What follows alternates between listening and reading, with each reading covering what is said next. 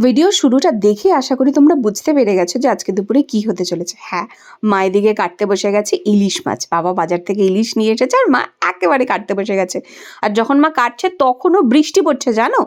যাই হোক, এই বৃষ্টির মরশুমে যদি গরম গরম ভাতের সাথে ইলিশ মাছের তেল দিয়ে খাওয়া যায়, আহা যা তৃপ্তি! সেই তৃপ্তি আজকে আমরাও পেয়েছি। যাই হোক, মা প্রথমে দিয়ে দিল গরম গরম ভাত, একটু লবণ, একটা কাঁচা লঙ্কা। এদিকে ছিল কাঁকরোল ভাজা, কুমড়ো ভাজা আর উচ্ছে ভাজা। তারপরেই পড়ে গেল একদম গরম গরম ভাতের ওপরে ইলিশ মাছের তেল। আহা!